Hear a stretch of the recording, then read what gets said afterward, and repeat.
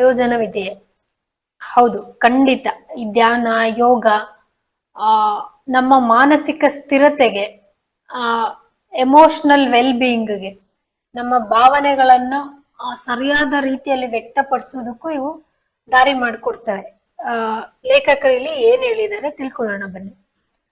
ಭಾರತೀಯ ಧಾರ್ಮಿಕ ಪದ್ಧತಿಯ ಅವಿಭಾಜ್ಯ ಅಂಗವಾಗಿರುವ ಧ್ಯಾನದ ಬಗ್ಗೆ ಇಂದು ಜಗತ್ತೇ ಮಾತನಾಡುತ್ತಿದೆ.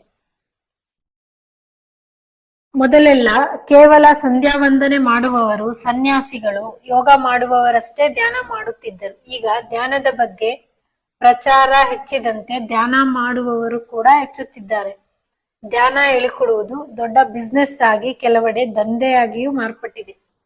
ನಿಯಮಿತವಾಗಿ ಧ್ಯಾನ ಮಾಡುವುದರಿಂದ ಸಾಕಷ್ಟು ಪ್ರಯೋಜನವಿದೆ ಎಂಬುದು ಎಲ್ಲರಿಗೂ ಗೊತ್ತು. ಆದರೆ ಈ ಪ್ರಯೋಜನಗಳೇನು ಮತ್ತು ಸರಿಯಾದ ರೀತಿಯಲ್ಲಿ ಧ್ಯಾನ ಮಾಡುವುದು ಹೇಗೆಂಬುದು ಎಲ್ಲರಿಗೂ ಗೊತ್ತಿಲ್ಲ. ಧ್ಯಾನದಿಂದ ಪ್ರಯೋಜನಗಳೇನು ಎಂಬುದನ್ನು ಕೇಳಿ ತಿಳಿದುಕೊಳ್ಳಬಹುದು, ಆದರೆ ಧ್ಯಾನ ಮಾಡುವುದು ಹೇಗೆಂಬುದು ಮಾತ್ರ ಸರಿಯಾದ ಗುರುವಿನಿಂದಲೇ ಕಲಿಯಬೇಕು. ಸೊ ಹಾಗಾಗಿ ನಮ್ಮಲ್ಲಿ ಎಲ್ಲಾನು ದೀಕ್ಷೆ ಮೂಲಕನೇ ಕಲೀರಿ ಅನ್ನೋದು ಒಂದು ಪದ್ಧತಿ ಚಾಲ್ತಿಯಲ್ಲಿದೆ. ಯಾಕಂದ್ರೆ ಸರಿಯಾದ ಕ್ರಮದಲ್ಲಿ ಕಲಿಯೋದನ್ನು ಮುಖ್ಯ. ಧ್ಯಾನ ಮಾಡ್ಬೇಕು, ಹಾಗಂತ ಹೆಂಗೆಂಗೋ ಮಾಡೋದಲ್ಲ. ಅದೊಂದು ಕ್ರಮಬದ್ಧವಾಗಿ ಮಾಡಿದ್ರೆ ನಮ್ಮ ದೇಹಕ್ಕೆ ಸಿಗಬಹುದಾದ ಎಲ್ಲಾ ಅನುಕೂಲಗಳು, ಪ್ರಯೋಜನಗಳು ಅದರಿಂದ ಸಿಗಲಿ ಅನ್ನೋದು ಕನ್ಸನ್ನು. ಧ್ಯಾನದ ವೇಳೆ ನಾವು ಮನಸ್ಸನ್ನು ಒಂದೆಡೆ ಕೇಂದ್ರೀಕರಿಸುತ್ತೇವೆ ಹಾಗೂ ಉಸಿರಾಟವನ್ನು ಕ್ರಮಬದ್ಧವಾಗಿ ಮಾಡುತ್ತೇವೆ. ಇದರಿಂದಾಗಿಯೇ ಧ್ಯಾನದಿಂದ ನಮಗೆ ಮಾನಸಿಕ ಹಾಗೂ ದೈಹಿಕವಾಗಿ ಹಲವು ಪ್ರಯೋಜನಗಳು ಸಿಗುತ್ತವೆ.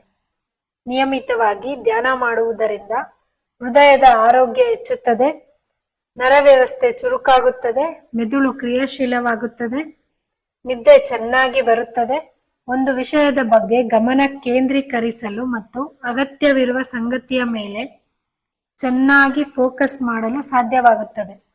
ಮಹಿಳೆಯರಲ್ಲಿ ಮುಟ್ಟಿನ ತೊಂದರೆಗಳು ಕಡಿಮೆಯಾಗುತ್ತವೆ.